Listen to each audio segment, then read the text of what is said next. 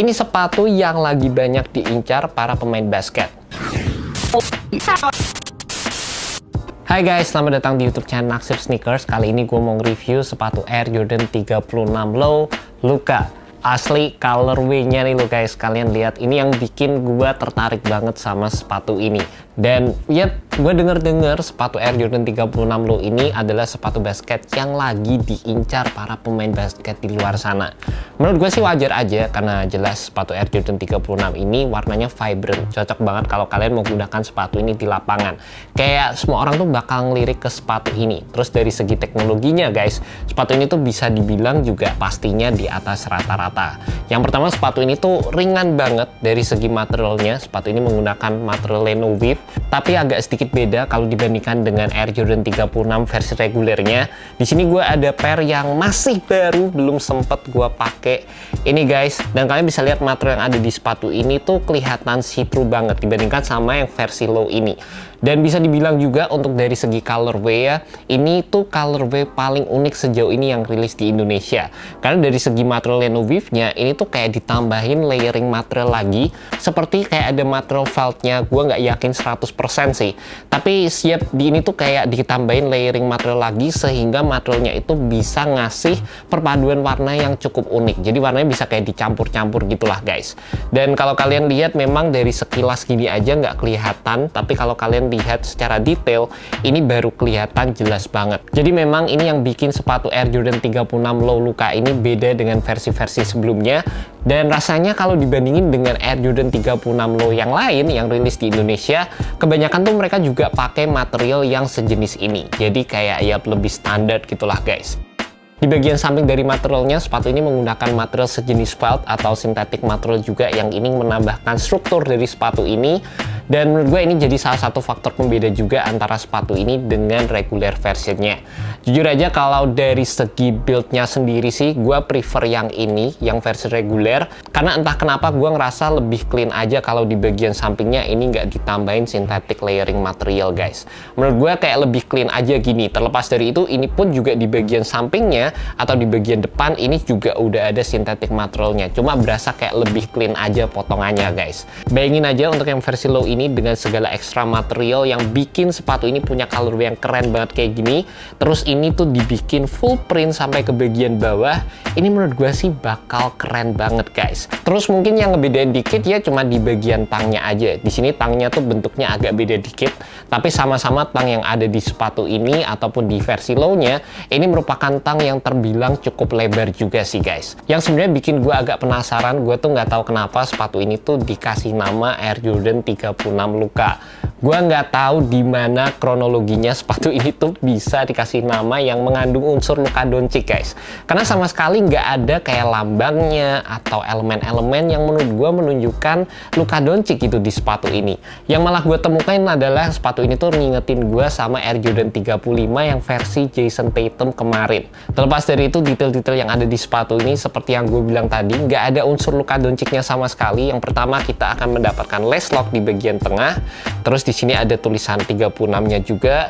Gue juga suka banget detail di bagian tang, dimana di sini tuh kayak ada titik-titiknya gitu. Jaman logonya menurut gue warnanya keren banget. Tulisan Air Jordan di bagian belakang.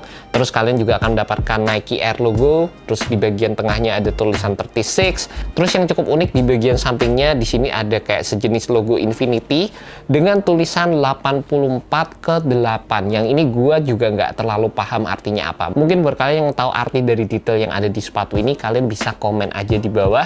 Atau mungkin kalau kalian ada yang tahu kenapa sepatu ini dikasih julukan Luka, kalian bisa komen aja langsung guys. Terlepas dari itu, dari segi teknologinya sendiri, sepatu ini masih menggunakan teknologi yang sama dengan versi regulernya.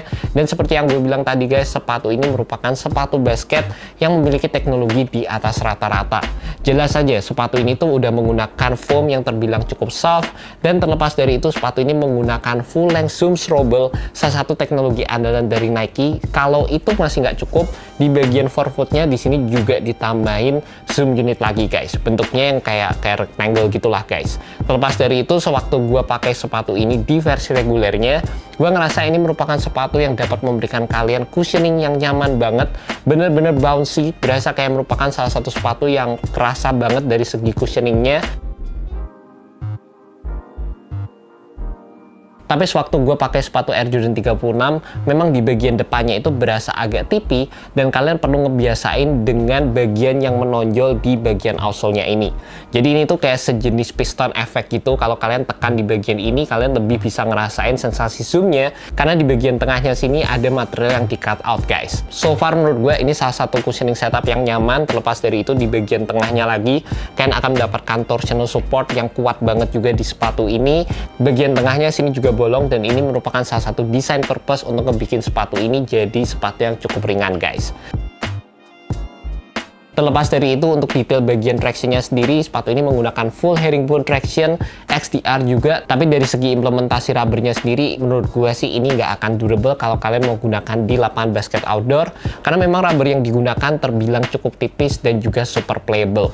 Kalau kalian mau gunakan di lapangan basket indoor, menurut gue sih sepatu ini bisa bekerja dengan baik. Sama seperti dengan versi regulernya yang dulu udah pernah gue tes guys. Selama gue pakai sepatu Air Jordan 36, menurut gue sih tractionnya aman-aman aja. Gue ngerasa bisa ngedapetin grip yang proper, entah saat gue melakukan gerakan crossover, pull up jumper, pivot, apapun itu bisa di cover dengan pola traction yang ada di sepatu ini guys. By the way, buat kalian penasaran dengan sizing dari sepatu Air Jordan 36 Low ini merupakan bagian yang menurut gue agak tricky sih guys. Gue beli sepatu ini true to size dan menurut gue sih sebenarnya cukup aman ya di sepatu ini untuk beli true to size, tapi kebanyakan orang mereka ada yang prefer juga untuk turun setengah size di sepatu ini. Waktu gue pakai, jujur aja gue juga ada ngerasa tendensi untuk bisa turun setengah size di sepatu ini karena dari segi sculpting bagian belakangnya sepatu ini tuh minim padding banget. Kalau menurut gue sih kayak gitu ya guys. Tapi menurut gue sih true to size masih aman, dan satu lagi ya, sepatu ini tuh narrow banget.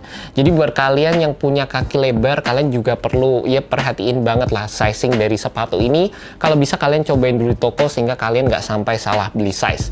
Jadi memang sizingnya tuh agak panjang, sempit di bagian tengah, dan menurut gue sih ini sizing yang agak tricky terutama buat rata-rata kaki orang Indonesia. Juga dari segi material Air Jordan 36 Luka ini yang dikasih ekstra material lagi di bagian uppernya, ini menurut gue fittingnya itu bakal sedikit berbeda dengan versi Air Jordan 36 reguler atau versi low yang biasa. Yap, memang bedanya nggak akan banyak, tapi menurut gue sih ini nambahin kayak reinforcement juga di material uppernya, sehingga menurut gue sih fitnya lebih one to one lagi. Nggak beda jauh sih, cuma dikit aja, tapi menurut gue sih dikit juga gue harus infoin ke kalian guys. By the way, sepatu ini dijual dengan harga Rp2.699.000 dan kalian bisa ngedapetin sepatu ini di Hoops Point.